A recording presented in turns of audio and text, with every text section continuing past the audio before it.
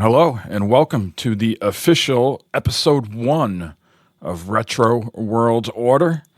This is Captain Mike from On Second Thought with the Mike and Matt podcast, joined by Los from the Talking Place, and we're here to kick off the another journey into talking about retro games and specifically retro handhelds.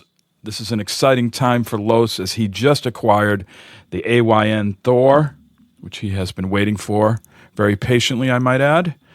And Los, we look forward to hearing all about it now that you've not only set it up, I imagine, but you've also, shall we say, bedazzled it, or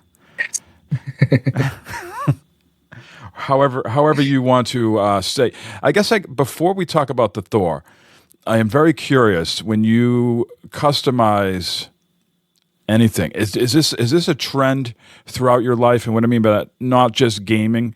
Like, do you have like your car, like a specific wrap around the steering wheel and certain like cushions on the seats, or do you just specifically customize your handhelds, whether they're the Steam Deck or the Switch or this Thor that we're going to talk about? It is mostly gaming stuff.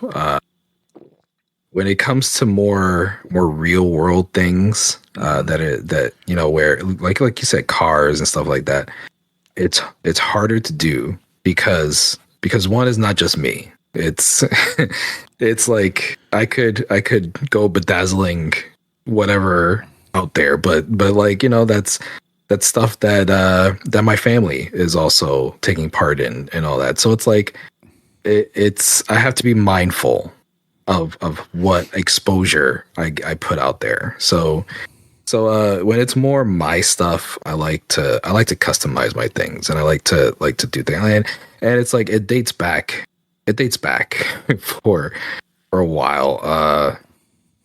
I think it was the 3DS. Maybe it was the 3DS that where it started for me. Mm-hmm. Like I was always trying to do some sort of, different thing to make it more customizable for myself, and it's cool. The new 3DS came out with the faceplates. Forget about it. I was a kid in a candy store. I have a drawer here where I have at least a dozen different faceplates for the 3DS, and I love it. And is that because life can come at you quick and you can get hit with what I call the laziness? Oh, I just don't want to do anything today.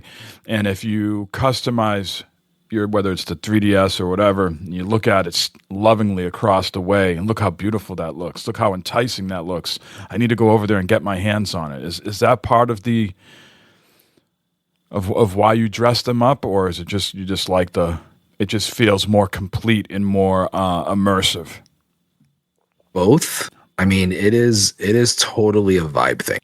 Like it's something that I feel like exactly like you said, like it satisfies the visual aspect of it. It makes it look like man, this looks like a really cool handheld that is mine. Like, it's my flavor to it, and it makes me more like, incentive to like pick it up and to like hold it and to do whatever and play with it and do things like that. So so it's like I like the aspect of having something that is more personalized to me. It's like, I have, maybe people know here, but I have a sticker shop on Etsy. So it's like stickers are my thing. It's basically what it is. Like everything that I do for like bedazzling my handhelds and stuff like that is essentially putting stickers on a laptop,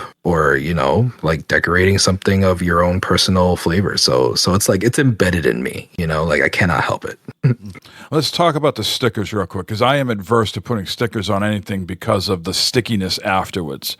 If I am a potential customer of yours and I am wanting to go acquire said stickers, and I want to buy a slew of these because I like to change up my look and feel based on, let's say, the seasons. As the seller, what is is it just rip it off and put a new one on? Is there a clean? Does it? I guess the short question I want to ask is: do these stickers these days not leave much residue? Like I'm thinking of back in like the 80s or 90s, you'd buy something like, secondhand store, like a CD, and someone's like slapping like, yeah, this is $5. It's like, great, that's $5, but now I got to spend an hour getting all this, gunk off that you put on my, case. Has there been advances in technology in that area since the dawn of time? There are different stickers, like different adhesives, there's no set level, like there's some stuff that it's like this is a level 2 stickiness, like there's nothing like that. But there's certain brands that'll be better, more permanent, you would say, or more easier to take off. You learn that as you go, so when you're going to go sell something, if you go buy something on Etsy, you go to buy a sticker, it'll probably say in the description, this removes easily, or you could take it off easily, Yeah. And, there's some, maybe they won't specify, maybe they'll be more harder to take off, like I actually just got a review from someone that they said that they loved the sticker, but it was hard to take off. Like it was not easy to remove for, whatever reason they removed it. I guess they were changing stuff out. Mm-hmm. But yeah, it's like, it's a matter of what you want, because a lot of people, they decorate their water bottles, and stuff like that. Like there's people that they've bought from me that say, oh, I put it on my car. Like people put stickers on their car, like the outside of their car. No, so it's like, people. People do a lot of different things with decorating stickers and stuff like that. So it's like people would want that stickiness. They want it to stick there. Like they put their water bottles in the dishwasher and they hope that it stays there, So it's like, it's a different thing. Like for me, I'm like you. Like it sounds like I'm like you. Like I cannot commit to being a permanent thing. Like that's what I want to ask. That's what I want to specifically ask you. Is like, you're right. You got a set of stickers that you want to put on said device, and you're happy with are you mapping this out ahead of time? Because this is my biggest thing, whether anything's sticky, whether we're talking like a screen shield or, any sort of, we all have kids. We've all bought them plastic things that come with like, decals to like put like, flashing, the windshields on the plastic things, said device. And, one false step and you got like the windshield on the tires instead of the windshield. Like, are you mapping this out ahead of time? And then once you get them on there, is it like a month and going, geez, this is really boring now, and now I got to swap them out? Or how long do you usually last with these stickers on there? See, the way I plan ahead is I get some sort of case and I put the stickers on the case.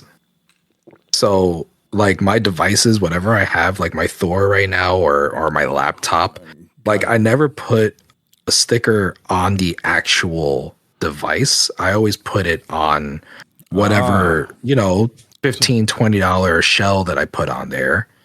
So that way, if I do get tired of it, if I go to take off the sticker, if it's hard to take off, it doesn't matter. Like I'll just scratch it off because it's the case, it doesn't, gotcha. It's not going to mess up the device. So now, it's like, there's that level of it. Now you're on the Reddits like me.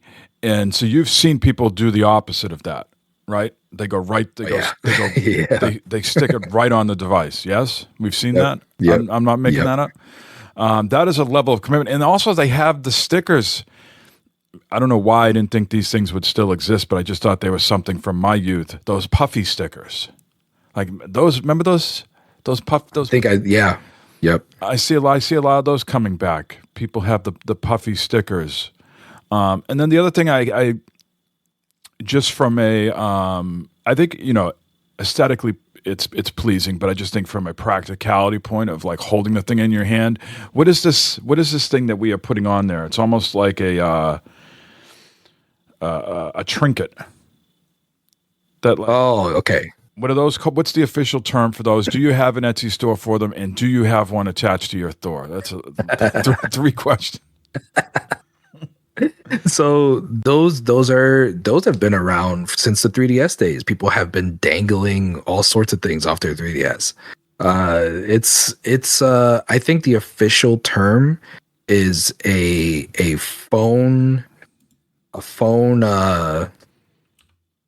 it's something for a phone. It's not for it's made specifically for phones it's just like a little decoration that hangs off of like some people they actually plug it into their phone port. That's how it stays there. Is charm is charm the word? Charm, there you go. Charm is the word. That's the word. So it's a phone charm.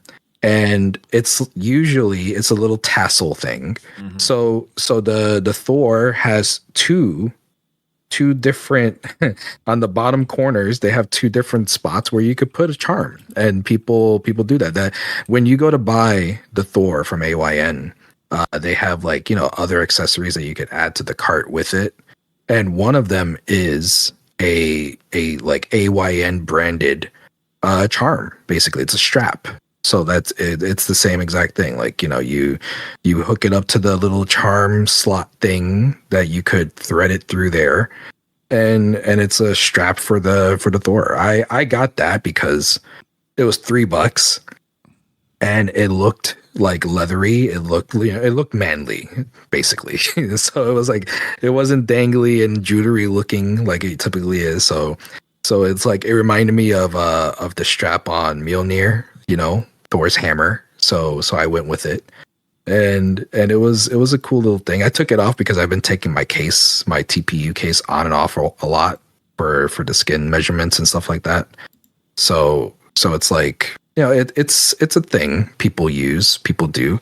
I may or may not have thought about seeking out some sort of Mjolnir type charm, to go on my Thor because it fits the theme.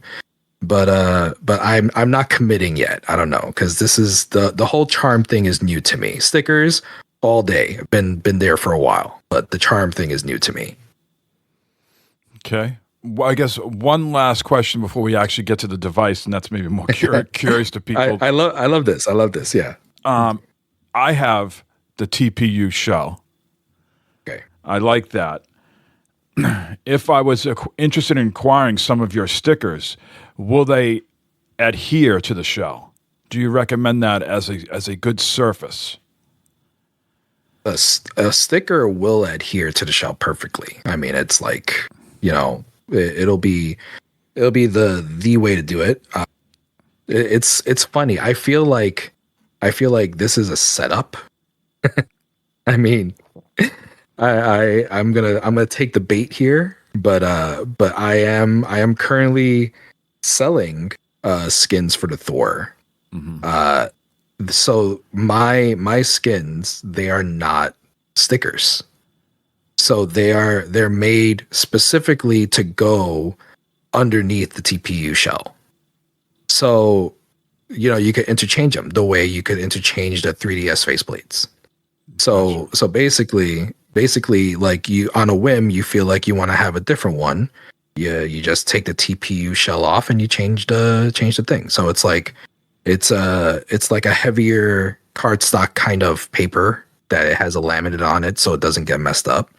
And it's like it fits on there, and you just go about your day. You change out as you would like to change it out. You don't have to deal with peeling it off and unsticking and everything. And because it's under the TPU shell, doesn't get messed up, doesn't get, dirty or peeling on the corners or anything like that. But there's plenty of other skins on Etsy that people who have, a lot of detailed, cool looking kind of like stickers, decals actually, that go directly on the Thor. So it's like if you're in the Thor market, like what you're doing with, you've been on Etsy and you've seen stuff, so you know what I'm talking about. Yes, I guess I lied. One last question. as our mentor Russ from Retro Game Corps says, there is a cottage industry on Etsy really for anything and everything you can imagine. But Mm-hmm. specifically for the Thor, there is so much stuff. How does one stand out in the crowd? Is it based on sales and that bumps you up to like the top searches? Like how are people finding you? It's like a needle in a haystack. There's just if I just type in AYN Thor on Etsy, there's just pages and pages of stuff. How are people finding you specifically? Like, is it just them clicking through? Is there like an SEO component to this? So it's like it's hard to say because sometimes it's somebody will get on Etsy and they'll start selling something, and depending on what it is, they'll blow up, and people will go crazy. Like when the Thor first came out, I'm sure there was a crazy influx of people trying to look for the Thor. So it's like that became an overnight kind of success for whatever you were selling for the Thor. For as far as I go, I started with stickers and bookmarks.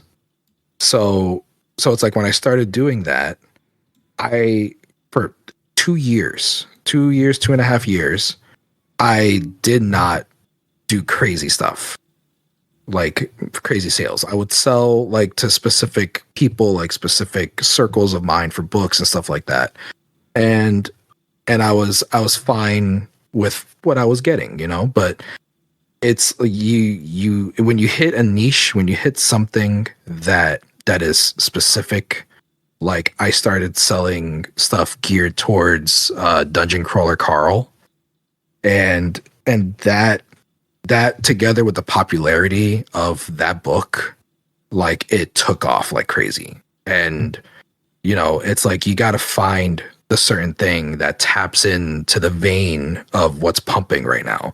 So you could become overnight success, or it's a gradual build. Like I've been doing Etsy for 3 years, and it's just fairly recently that I started to become some sort of busy. I got stuff to do now. Let me get to work on my orders. Like it's good now. I'm happy with what I'm doing now.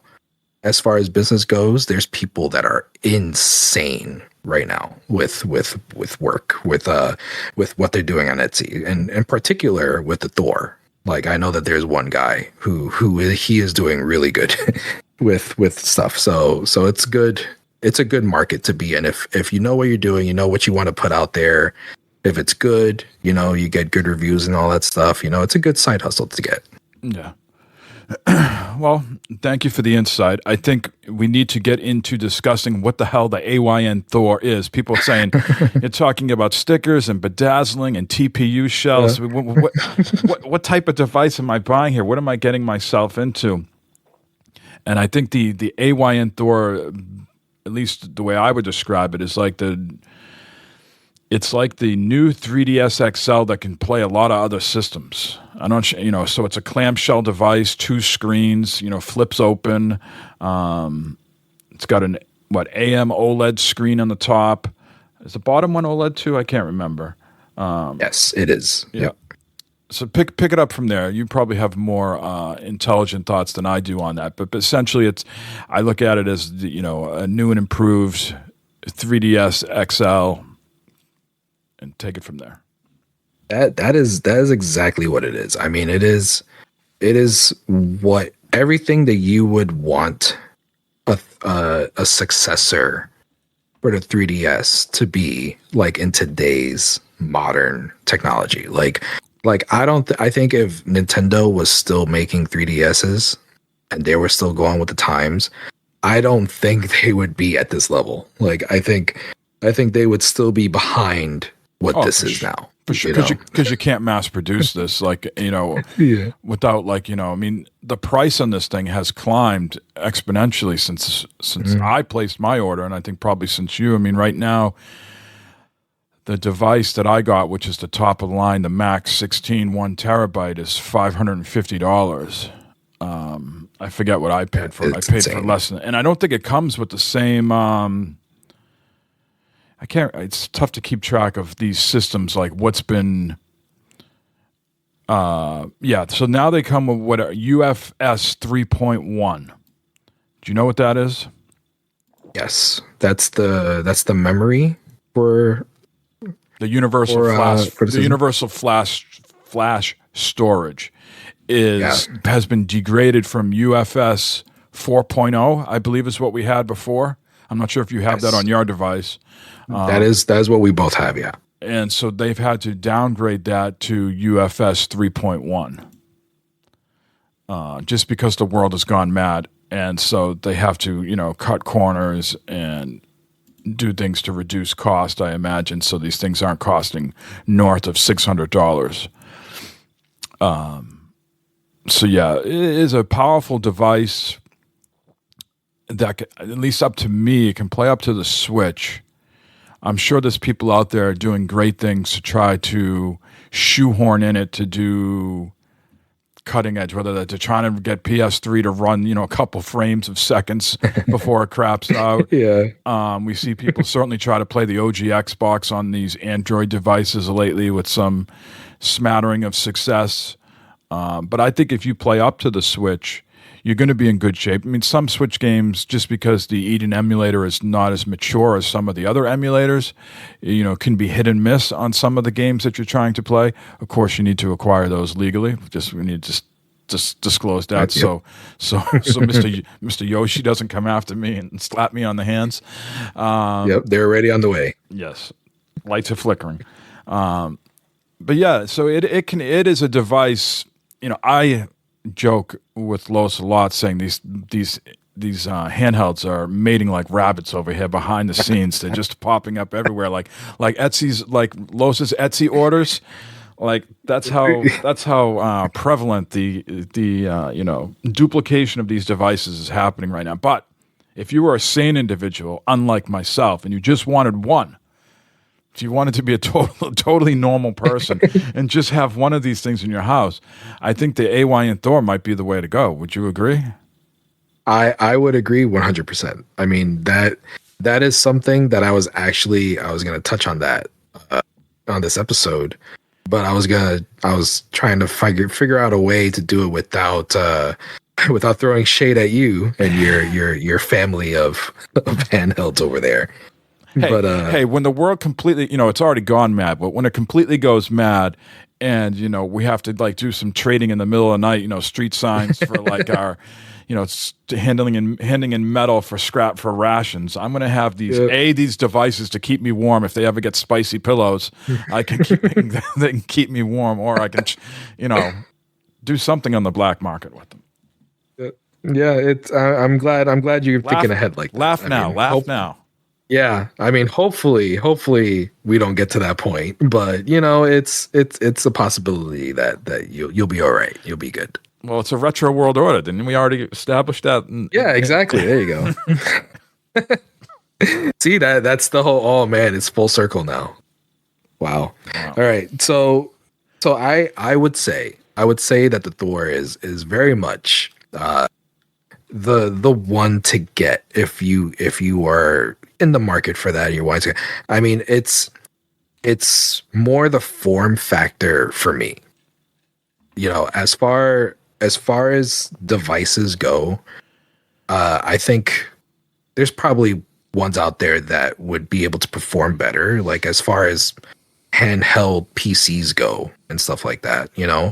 But for this is in the category of retro handheld, isn't it? Like this is not really a handheld PC. This is something that primarily is being used for retro games, but hey, it could also do Steam. It could also do Switch, like there's you're getting pluses, bonuses with it for it being a retro handheld. So I think as far as it goes for retro handheld, I think this is the top one for if you're considering one. Yeah, certainly AYN has the cutting edge stuff. So if you are not looking to get like a Steam Deck or a ROG Ally or a Lenovo, and you want something that can do retro, but also do some light Steam games via Game Native and Game Hub, and that's changing daily with all the updates for those applications. That it's pushing the envelope more and more with what PC games it can do. AYN is probably the company you want to stick with, because you either can get the Odin 3, or you can get the AYN or the AYN Thor. Those are, like, I think, at least today, I know these things are always, coming out with new things. It seems like, I mean, just today you can order the Anbernic RG Rotate. So these devices are coming out all the time. But I'd say, as far as cutting edge, bleeding edge, pushing the envelope pretty close to some of those other devices, yeah, you want to stay with the Thor or the Odin 3. Yeah, I mean, it's something. It's a special one. Like, there's a whole bunch out there, like you just said, like, and they more or less same form factors, different shapes. I think the Thor is unique for what it could do and how it feels more complete as a handheld. Like, the clamshell design for me, that's what wins it. That is the top tier of, like, okay, this is it. This is gonna hit. It hits all the points for nostalgia, for form factor, for portability. Like, I'm not gonna stick this in my pocket. I don't. I mean, if I had cargo pants, I would. You don't have a pocketability scale, you mean? Your channel doesn't have like, you don't have a close up on whether you can toss this in your. Yeah, the pants shot. No, I don't have a pants shot. Yeah, but yeah, it's if I had a cargo shorts on or something, like, which I typically do, usually, not lately, but lately, ever since I had my issues going on, like, I've been stretchy pants mode. so I got my, like, athletic shorts. You've been going to a stylist, is what you mean, and the stylist has said, "Hey, cargo pants, shorts are very passé at this point." I've heard, yeah, I've heard such things, but I don't listen to that. If I have to, long enough, if you wear them long enough, they come back in fashion. Exactly. You got to be ahead of the trend here. You got to start things sometimes. But yeah, it's something that I feel like it is the top tier. Like, I do not have any sort of, like, ambition or, like, will to look and see for any other handhelds. Like, my initial plan was to get one of the Anbernic flips, the flippy ones, the SP ones, like the ones that you have. Mm-hmm. I was gonna get one of those to have as, like, just every day stick in my pocket, let me have it for whenever I need it, kind of thing. But, like, at this point, like, I just don't want to take away from the Thor, because it's so perfect for me for what it could do. I'm happy with what I got, basically. So, I don't know. Let's dive into that. Let's talk, you can start at the top if you want, but, like, what has been your experience like? Has it met your expectations, exceeded? I want to hear all of it. Like, what have you put on the device? Are you just running, Emulation Station, Cocoon? Have you dived into any of those other, like, the Emulation Station companion apps, MoJoiner? How deep in the weeds are you with this, or is it still early days? I am. I got in the plane and I lifted off, and I'm currently coasting right now. Like, I'm at my desired elevation where I'm happy with what it is doing. I'm happy with where I am. There's certain tweaks that I would not mind doing here and there. I still want to try and fix the sound. I know that there's, like, some sort of like EQ thing to download or whatever that would help boost the sound for it. I don't feel like it's horrible. Like, I haven't really played without headphones on for a long period of time, so I can't really say what the sound is like there. But but for the most part, I'm happy with how I have it set up. I got it, and I did whatever I had to do for initial setup. I went with Cocoon for the launcher. There's other ones. Isu is the other one. Is it Isu? Not familiar with that one. I have, emulation station on mine. I've got Cocoon. I like the look and feel of Cocoon. Some games just wouldn't launch, and I just was like, why am I reinventing the wheel just to do what everybody else is doing? You go on Reddit, everybody's showing you their Cocoon front ends, and yeah, it looks nice. Yes. But at the end of the day, I need to play the games, and if I click on, the Wii U games and they're not working, it's like, well, why can't Cocoon work, but Emulation Station doesn't? I just haven't had the time to circle back to troubleshoot that.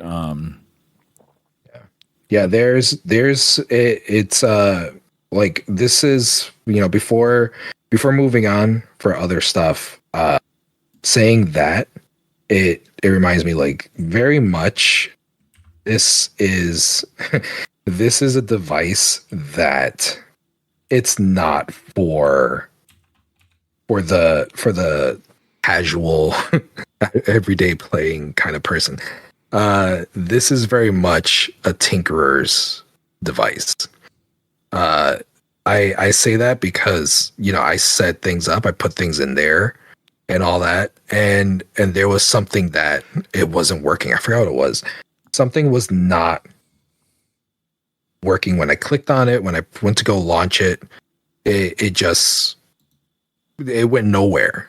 And I had to go deep into the settings and to figure out through Cocoon that I had to get in there and change folders around because it was pointing to a different folder. It was for Super Nintendo. I had Super Nintendo. I was trying to play something on Super Nintendo, and I had put all my ROMs in the Super Nintendo SNES folder. Oh, they should be in the Super Nintendo NA North America, right? Yeah, that's it. Well, actually, Cocoon was looking for my games in the Super Famicom. Oh, yeah. So I was like, oh, that's what it is. But it took me like a good 10, 15 minutes of trying to figure out why it's not working. Like I was unplugging, I was putting the memory card in the computer. I was going back and forth. I'm like that guy on Waterboy right now. The Tinker's Delight. It's not working. Let me pull this apart. Let me look in this folder. Let me go to this GitHub. Go to this guy. Yep. And then profits. Yes. Yep. That's exactly what it's like. It's like I love that aspect of it though. Like it's fun for me. Like I enjoy doing it.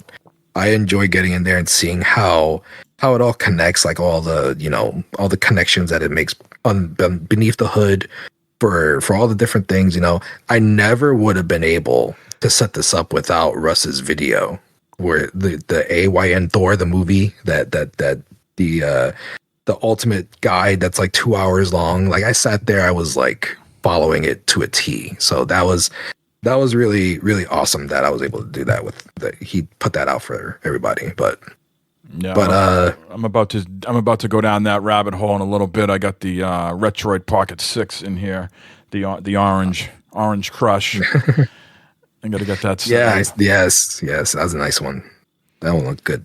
I love the orange. I don't know. I'm an orange guy. I always was a blue or dark blue person. I think if I was, buying a car right now, that would still be. I don't want an orange car, but I think I would get a blue or dark blue. I've never been in a position when I've purchased a vehicle in my life to be able to select the color. Either I've gotten something used secondhand from like a family member, or when I did want to buy, or did go to a dealership, the only thing they had on the lot was either white or black or red. So yeah, I would always like a dark blue vehicle. That's a side tangent we just went on. But as I have got older in life, I am more team orange these days. Orange is turning into my favorite color. I have various orange grips that I have purchased off Etsy for the Retroid Pocket. For the Odin Portal 2, the Odin 2. and the Ambernick 477V. I have orange grips that people have sold on their fabulous Etsy stores. So getting back to the Thor, you used Russ's setup guide, and as someone who has gone through multiple guides of his, you eventually get it all set up, and you're ready for what he likes to call profits. Was there a system did you dabble in all of them? Well, I guess back up. Did you load this thing up to the gills with games, or did you listen to my advice on the last episode where I said less is more and just put a couple of games for each system on there? Or do you have a 1 terabyte in there and load it up and it's just like, choice paralysis? Or have you settled into some games as just to sort of get used to the device and keep coming back and actually playing stuff? Yeah, that's my mess up. I I did not listen to you.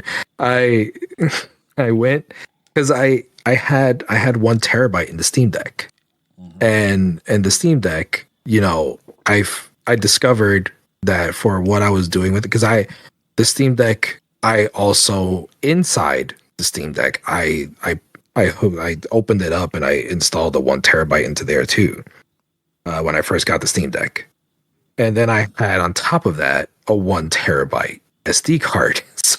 So my Steam Deck was loaded with stuff, but because what was taking up most of the SD card was my retro stuff, now I have the Thor for that. Like I figured, I started moving stuff around and everything, and I think my chunkiest games on the Steam Deck was Red Dead Redemption 2, which I gave up on for like the third or fourth time.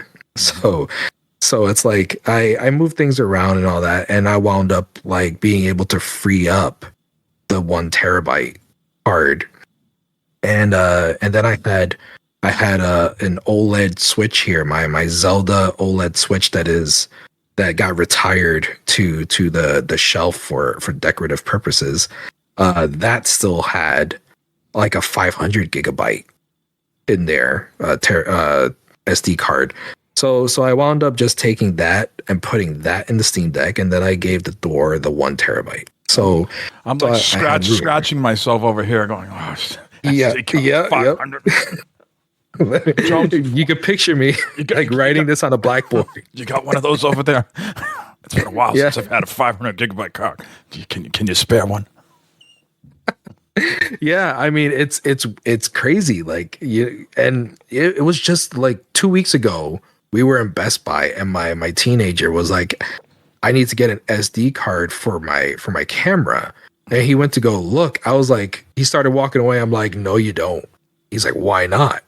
And he went, and they were so ridiculously expensive. He was like, Best Buy is ridiculous. You cannot get them at Best Buy. They have no compassion for your wallet when it comes to those things. They are exorbitantly priced. Yeah, it's insane. But I was so happy. Like I felt like I hit the lottery when I found the one in the Switch. Like I was like, oh man, that's it. It's over. I'm done. I'm good. So, but I currently have the 1 terabyte in the Thor, and then I have the Pro model, which came with 256 inside.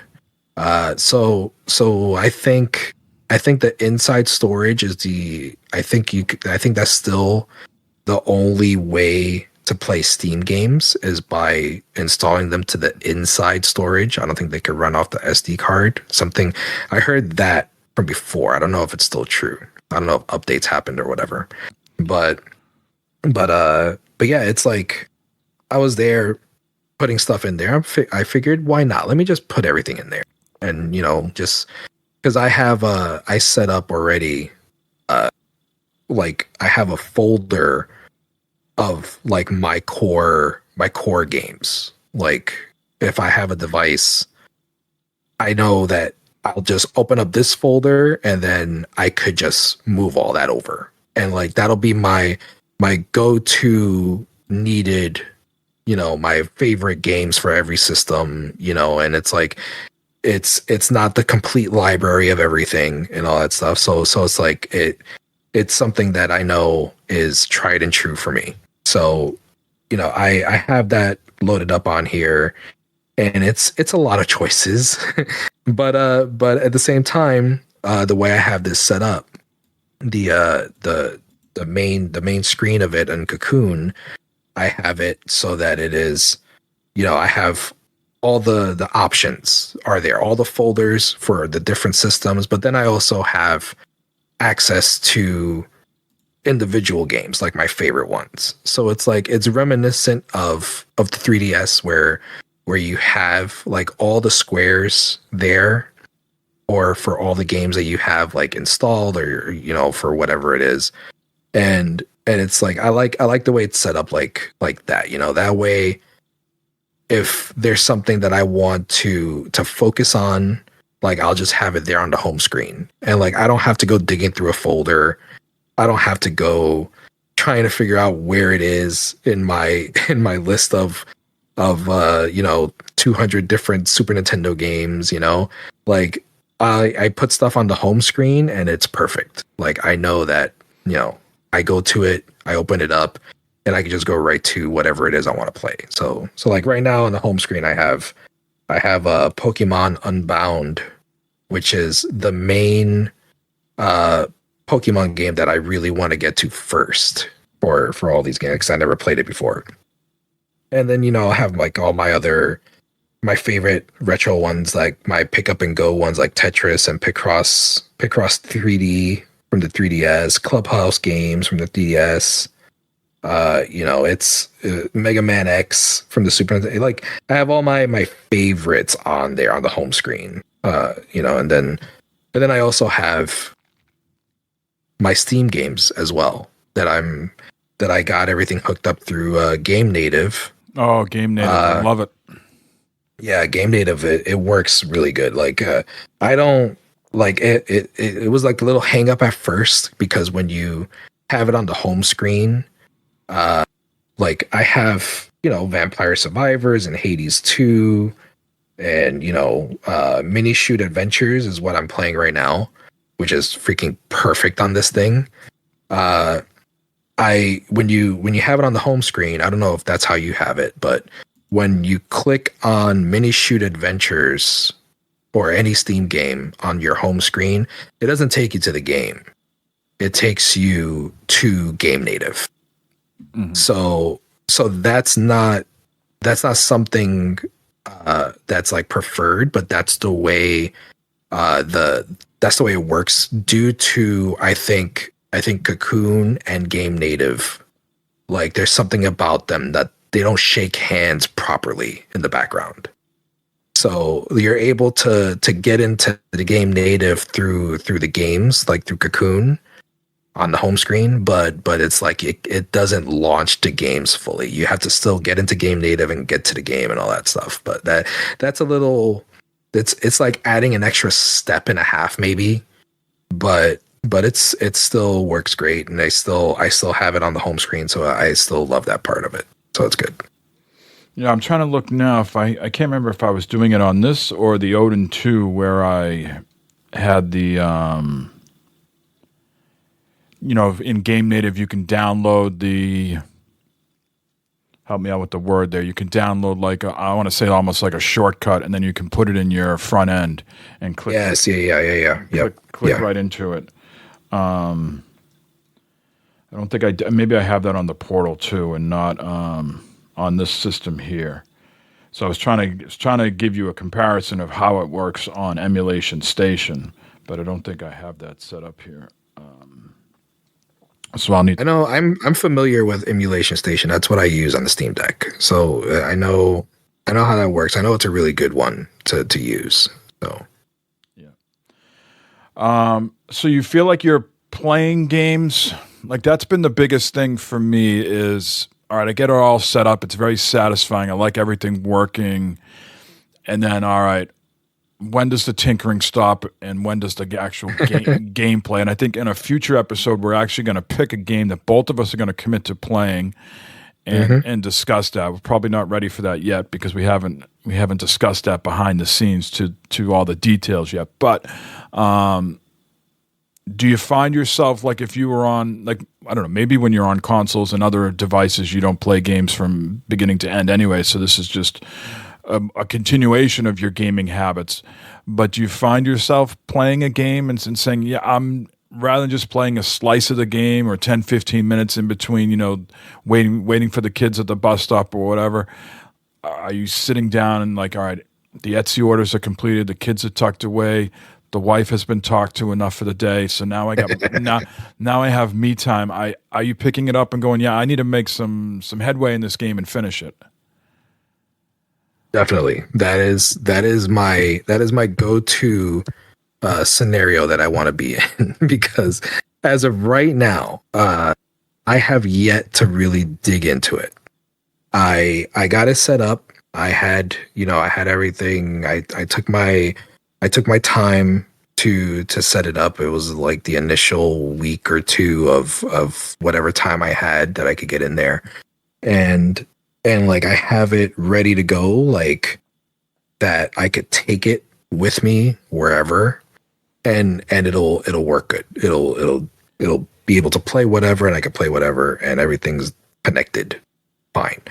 But as far as everything else goes, it's been the biggest cluster. Like I was telling you before the show, like there's like a remodeling going on in the house. We're moving everything around. On top of that, it's the Etsy stuff that I've been working on. So it's like if I wasn't doing orders, I'm trying to like make different designs to get on the Etsy shop, So it's like I have this running list in my head of all the things that I need to get done. And once I'm done with all that stuff, I'll be able to sit and relax and to be able to like, okay, I have time now. So let me go and play a game. Let me get through something. Like I have, like I said, the Pokemon Unbound, all that stuff. Like I have my list of games that I really want to play on this thing and get through. And then I'm also buying Switch games. I mean, not Switch games, Steam games.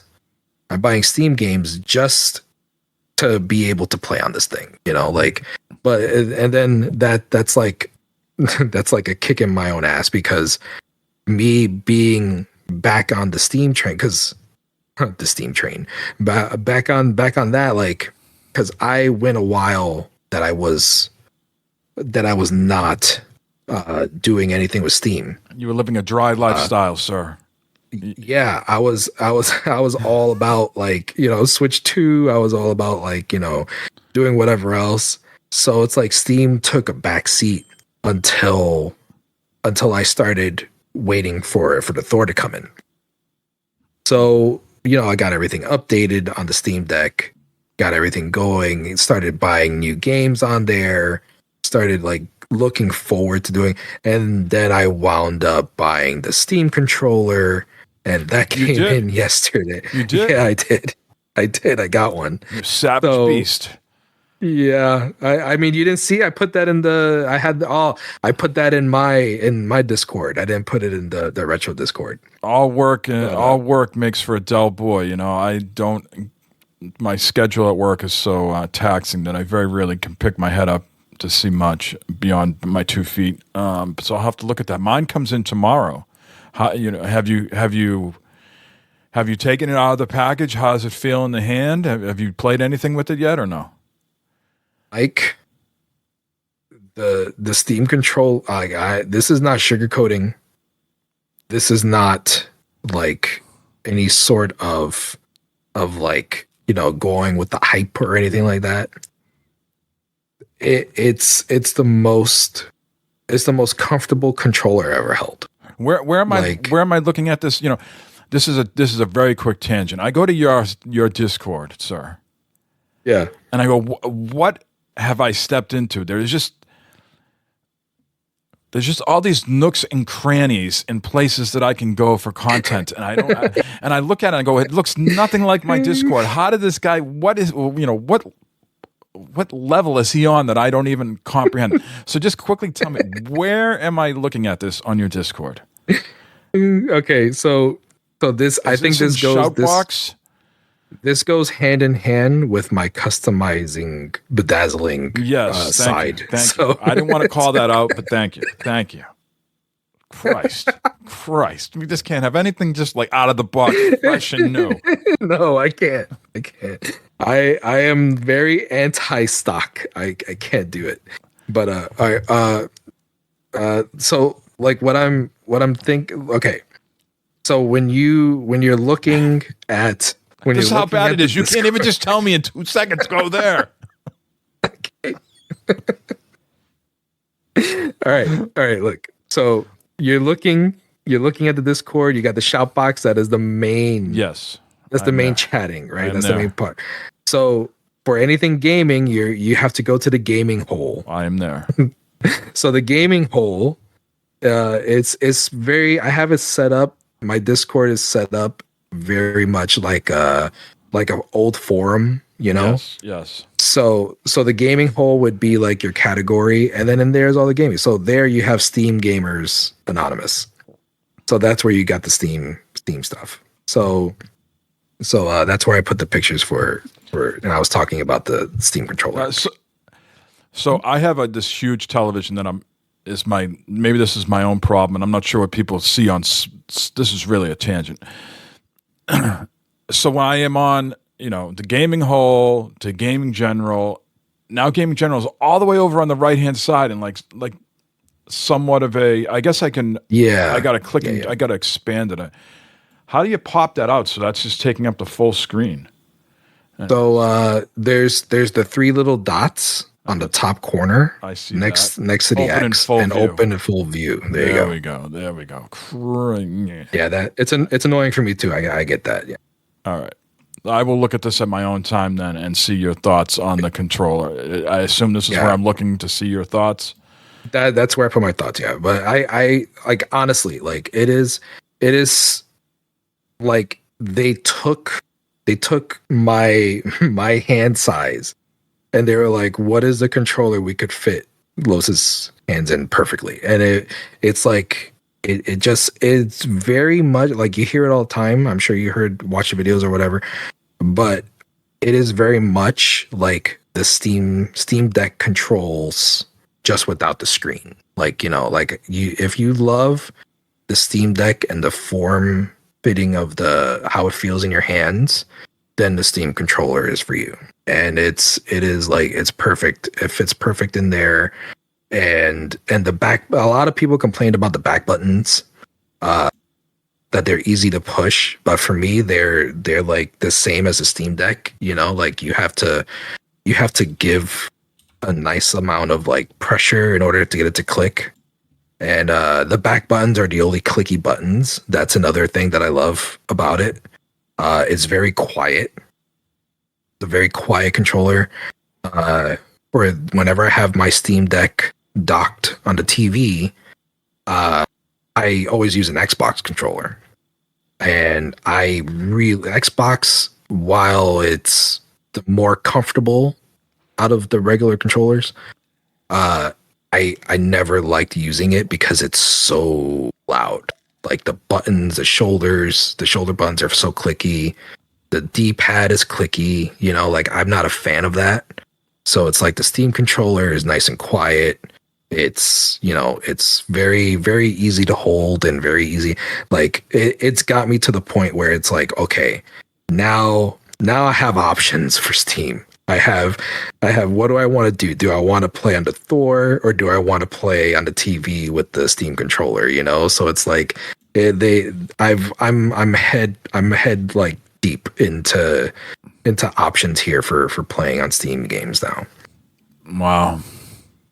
We'll have to do a whole nother show on the Steam controller. Mine just I want to know how I placed my order ahead of time by like a couple minutes and I still don't have it. Yes, me too. Like I was there, like I set an alarm for 5 minutes before. Same. And I sat there. I was there at the screen for like the controller, and I think it was what was it? It was at 1 o'clock, right? So I think it was like at 12:58 that I refreshed it and it was available for buying. And I was like, oh shit. And then I went and it was the most seamless, easiest thing to buy.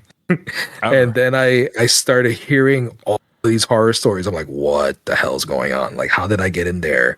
And it was like so easy. Like, did you load up your wallet first? No. I have okay. For some reason I should probably have, do something about this, but I have other things loaded that made it easier.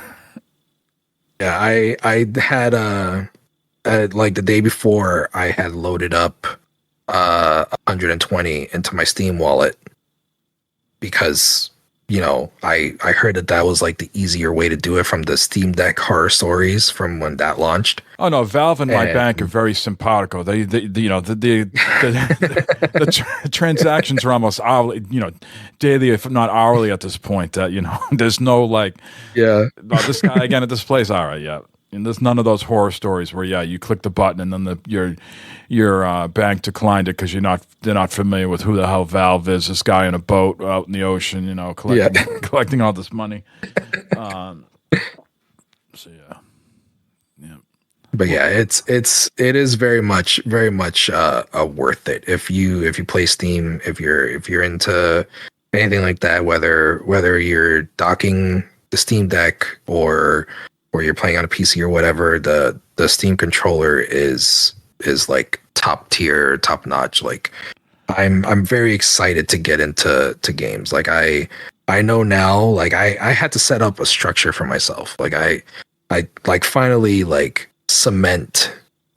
wrote in cement like what it is I'm doing, keeping PlayStation or PlayStation exclusives, and the same thing for Switch exclusives, and for like indie games and stuff like that.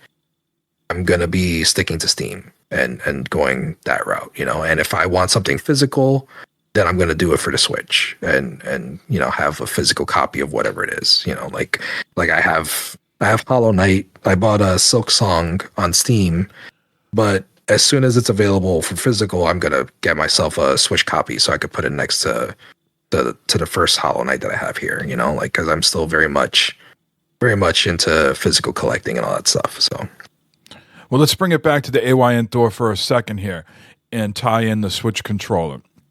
Since I don't have one yet, and I understand that the Switch controller is also Bluetooth capable. It's the Steam controller. Steam controller. What did I say? Switch controller. Switch controller. Yeah. Getting old sucks. I know. So the Steam controller is Bluetooth compatible. Like what I mean by that is you don't need to use the puck that comes with the Steam controller. You don't need if you don't want to do that, you don't like the way that, you can also connect via Bluetooth. What I haven't dug into yet, and maybe you have, can the Steam controller connect to other devices via Bluetooth? So if you want to use the Steam controller on your Thor via Bluetooth, could you do that? I think so. I say only think because I think I heard somebody else doing that already. I'm pretty sure that somebody did that to play Steam games. I know you cannot use a Steam controller for like other things. Like Xbox Steam controller or PlayStation. It's not going to work for not going to work for those. But I think where you can pair a device, will it work? I'm pretty sure you could pair it to the Thor and play your Steam games on there. I think that's how you're able to do it. Because I think that there's something like, even if you're like Game Pass on PC, I don't think you can use the Steam controller to play Game Pass games on your PC. I think it has to be through Steam, or you have to use. It'll work. Yeah, I mean, in listening to like the Nerd Nest podcast and some other things, there's some other programs you could use, like Scissor or something, to potentially get around that. I think put the Steam controller aside for a minute. I think that the PC Game Pass has issues with a lot of controllers that are not Xbox. Like even if you try to use your DualSense with games on PC Game Pass, it just doesn't work. It doesn't give you an error like, hey, you're trying to connect a Sony product. How dare you hang your head in shame? It just doesn't do anything. It just doesn't work. So that is not like what I'm trying to say is that is not a Valve Sony problem. That is a Microsoft problem that they need to solve, specifically when they go to Project Helix and they release that, and they're supposed to be this open-ended, they haven't revealed the whole thing, so I'm not going to hold them to this, but what has been leaked out there and supposedly you're supposed to read between the lines, it's this more open-ended system. It's going to be awkward if you have Steam installed on that, but they force you to use a Microsoft controller. Yeah. There's a lot of things that they need to be getting there in order over there on that side. It seems like they're doing something. So I'm hoping that they figure something out that benefits everybody. So let's try to wrap this up here in a few minutes. Getting close to an hour. Back to the AYN Thor. It sounds like you're very happy with the purchase. What's next for you in your journey with the device? And you said, you got a lot of things going on at home, and then you're eventually going to settle down and play it. But is there, once you get to that point, is just playing what you hope to do next, or are there other things that you have, sort of made a checklist like, hey, I want to go check out these apps? Like for me, someone who is a little older I have downloaded like the DS keyboard, right?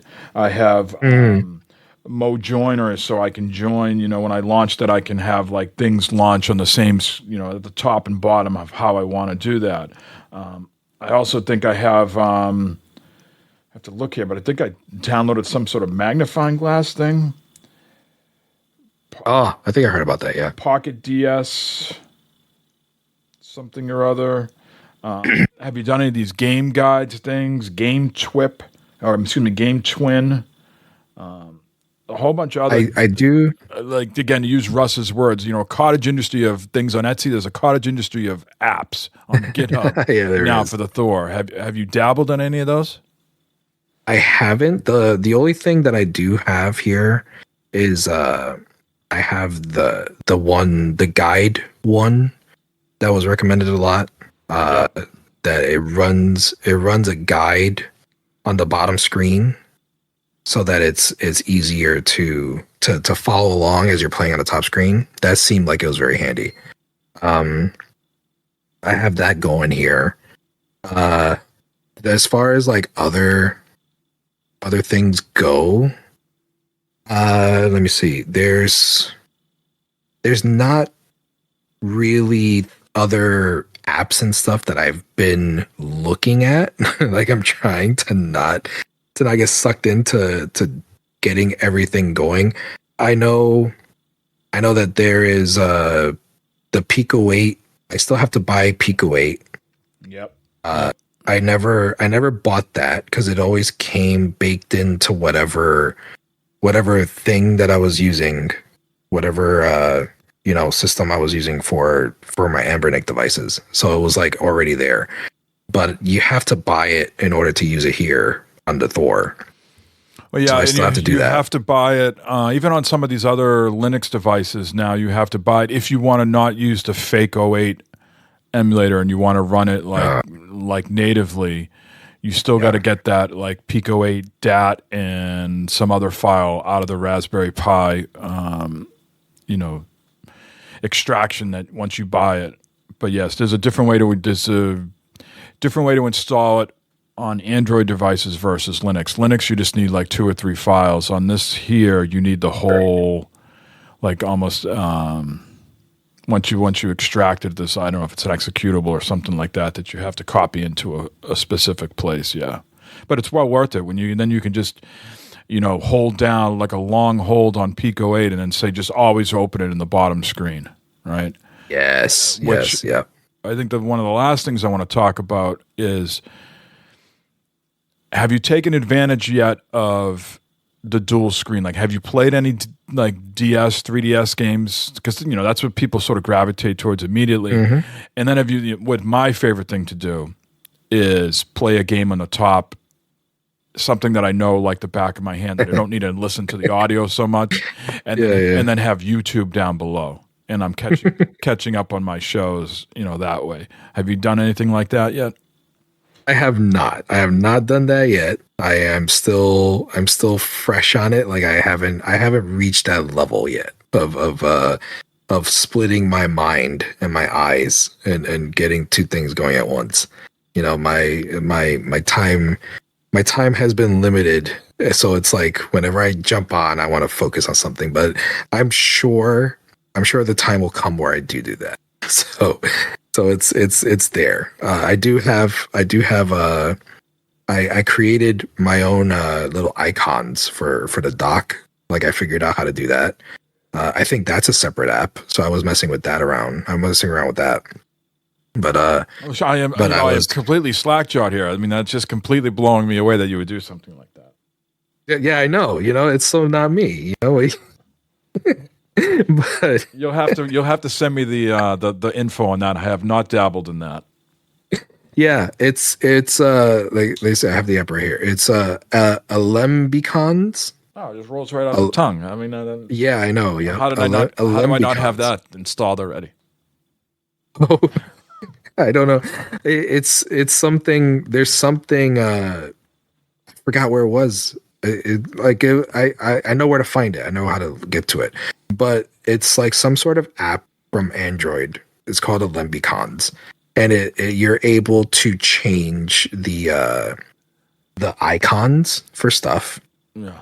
So like you could have different sorts of images for like settings for whatever app you have on your device. You could change what it looks like, the icon.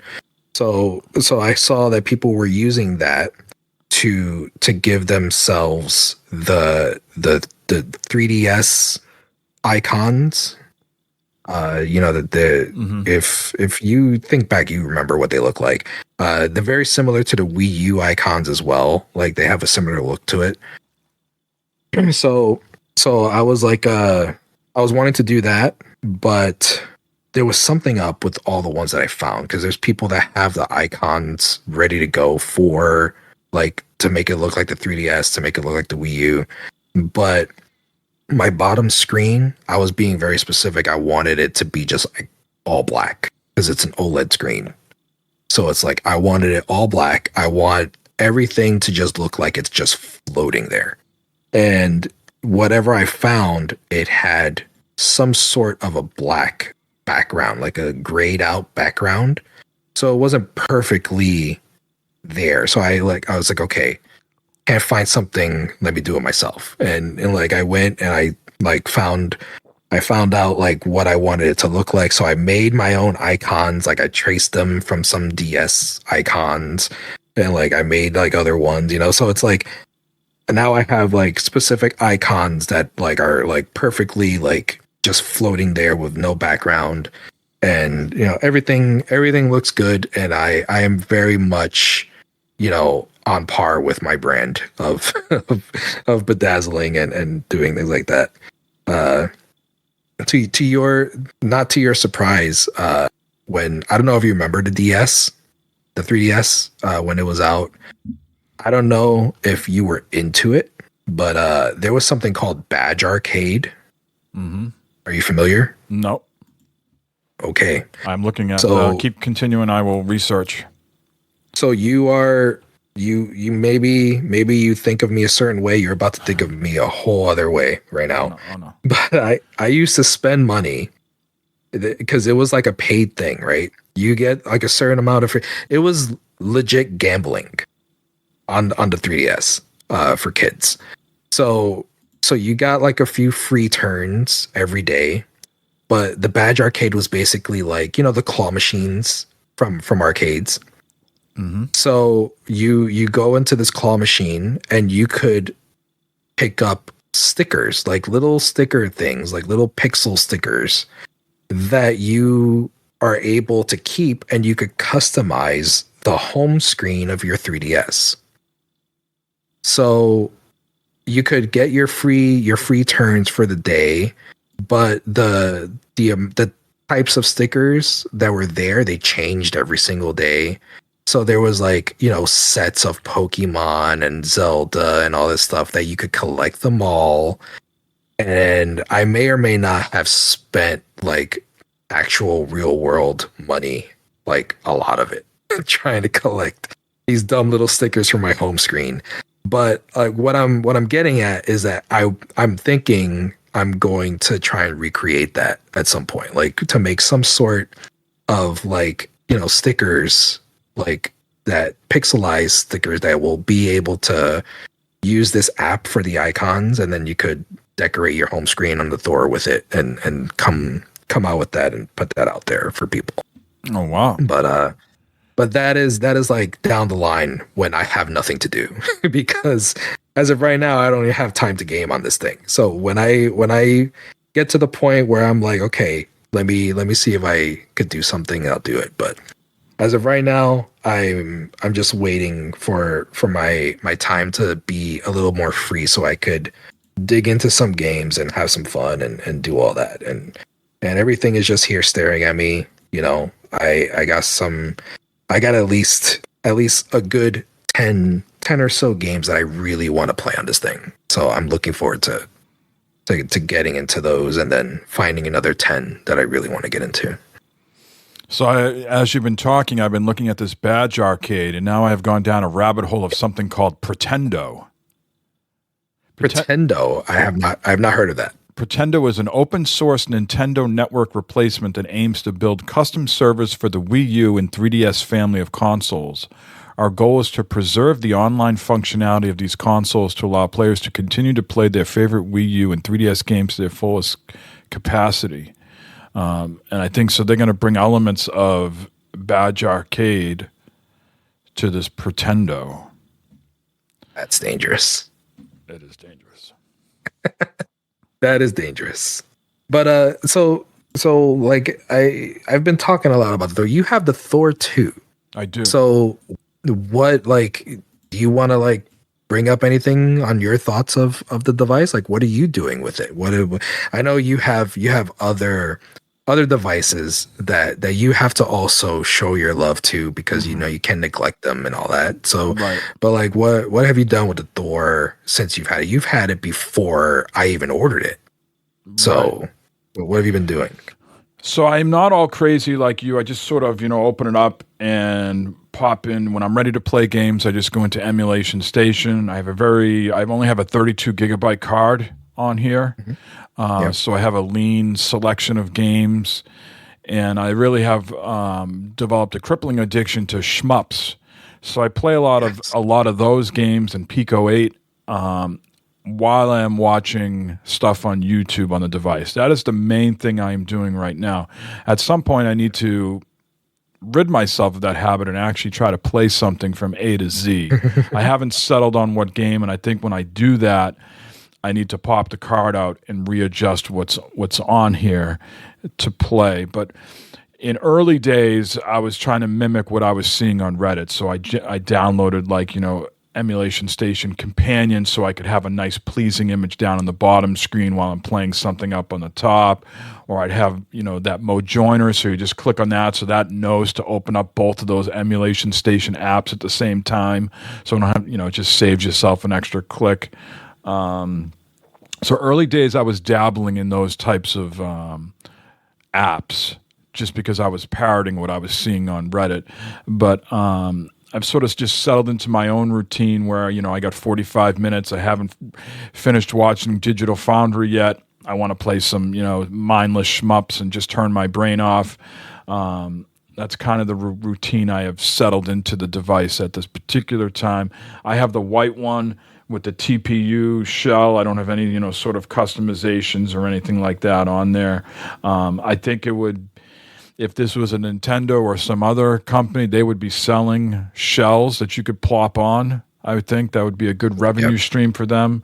The TPU shell goes on pretty easily, and I could envision some other people selling those, to swap out at your whim. I'm sure there's someone already doing that. They do, yeah. There's some Etsy that have there's skins, there's like the stickers, But then there's also people who 3D print exactly what you said, like that they snap on to Yep. the thing, and it makes it more customized like that. To me, it feels like a very premium device in my hand, and I try to treat it with such respect that I don't carry this thing around with me. Not that I go a lot of places. I just went on vacation with the family to North Carolina. I did not bring it with me. I did not want to get it bumped around in the car, left in the car, fall out of a bag. I see lots of people on Reddit. They're by the beach. They're taking it, anywhere and everywhere. And Yeah. that's fine. That's your money. Do what you want. I just, not that I don't have the money, but I would not spend if I dropped it, I would not spend the money to go out and buy a new one. You know what I mean? So I do try to treat it with some sort of reverence down here in my office on the recliner, kicking back and enjoying it that way when I just sort of want to tune out. It does really feel like out of all the devices I have, like this and the Odin 2 are the best of the bunch as far as, power, performance, elegance, the feel in the hand. Everything is top tier for me that I'm like, wow, this is, a cut above all the Ambernicks and all the other stuff that I've acquired. Yeah, definitely. And the screen, I think the only thing, there's nothing I don't think they can do about it, but I was expecting a full screen. Right, and I think in the early days, I texted you and saying, "Hey, what's going on with these bars on the right and left side?" Okay. And that's just because the curve of the screen, I guess. And so, like, there's a screen in the middle, if you think about it, and then it must just be like, I'm not saying it's black plastic, but it can't go all the way to the edges to like the curve, right? It's a square inside of a curved looking screen. So there are some black bezels on either side. You're seeing that too, right? No matter what you're buying? Actually, Uh-huh. this is why, because this, I think I said I initially bought the rainbow one, the rainbow color scheme, which is like a gray kind of beige, Yep. older looking type of white. So that's what that is. But I changed it to the black, and it was for this reason, was for the bottom screen. So, well, I'm talking about the top. Like I'm talking about the top one. Oh, the top screen. I thought you were talking about the bottom one. The top one, like, because the bottom one has the black bars as well, like for when you're playing a certain game or whatever. Yes, the top one, yeah, the top one does too. Yeah, I get what you're saying. If you have the black down the bottom and you got the black bars, it kind of looks like you said. I'm quoting you here, just floating there, right? But even when you have it at the top, like I have the same Thor background that comes with it. I didn't change the background to a different image. Yeah. And you can see the black bars on both sides. Okay. So maybe that is also something that is a benefit for the black model, because I don't notice the black bars. Yeah, there. It stands out more for me because I have the white version. So eventually the black bleeds into the white, and then you it pops out more. Yeah, because I haven't, something like that would irk me.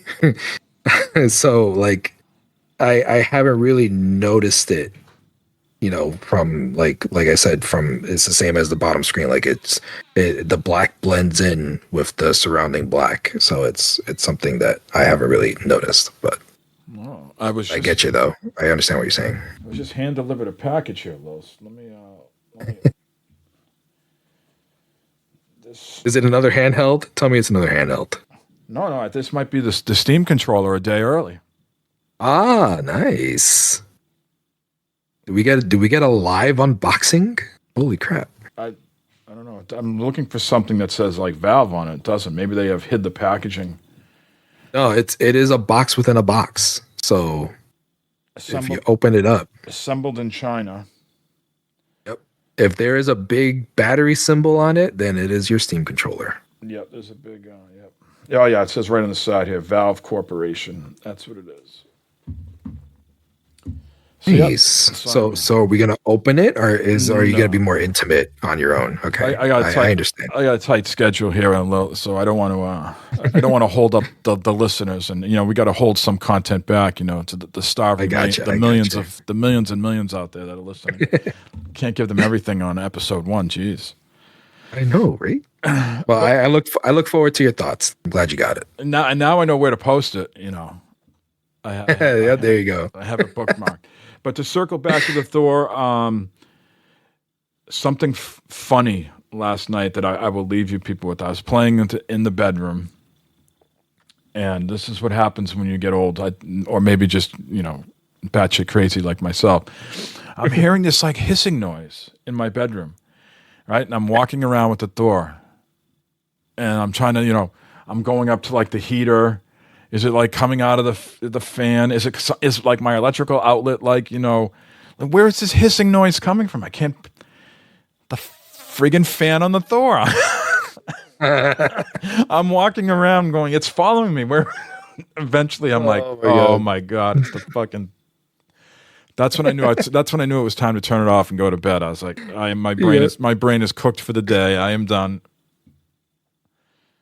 It does talking to you. It does ramp up, when you play some of these native games, and so you scroll down on the top screen, and it pulls up the Android menu, and then you can go into performance, and forget about it. High performance, you might as well feel like you're playing a PS4 again, right? But you can switch between standard performance and high performance there. Have you, real quickly, I am afraid to ask this question, but I will leave it with this. What is your joystick LED? Do you have it, first of all, do you have it on or off? And if I am sure as shit you probably have it on unless you feel like it affects the black. If you do have it on, is there a color scheme that you have settled on? I have it on orange right now, so it's on orange. I feel like it goes with my color, my icons and stuff. For the whole setup of it, I had it set up like Portal. So it was like one was blue and one was orange, and I really liked how it looked. It looked really cool. Yeah, it's. I like them. I like the lights. I don't turn them off. Like it's very cool to see. Like it adds to the modern, like updated look to it. Like I feel like I don't have other PC type devices that have lights. So like I'm finally seeing what it's like to have lights on something. So I'm spoiled. Well, we'll leave it at that. Los is spoiled. We can't top that. He's got to get back to his booming Etsy business. For all you listeners that cross pollinate from his sticker and bookmark and now Thor business. do you slip in a business card like, hey, check me out here to your podcast? I do. Like that? I do. Every order, I put a business card, and I was actually for my Thor skins. Well, I haven't sent any out yet. Let's make sure we pronounce that very clearly as you go forward with that. My Thor skins. It probably cut out at the perfect time. So, but for those, I haven't sent any out yet. I'm like I said, very behind. But when I start sending them out, I'm gonna make a little sticker for Retro World Order, and I'm going to throw it in there. Nice. Because like every order, I put in a few freebie stickers, like little tiny, like I change them every month. So I put in like a little freebie in there. So that's going to be my freebie for my Thor skins, and I think it's going to be. You need to do some sort of play on words with Thor skins, and that PG, please. But. Oh man, that caught me. I was like, "Well, you talking? Oh, I know what you're saying." Okay, all right, all right. We'll leave you with that. Thanks everyone for listening. Again, this is Retro World Order. He's Los. I'm Mike. We'll catch you next time. See you later. Perfect. Peace out. Thank you very much.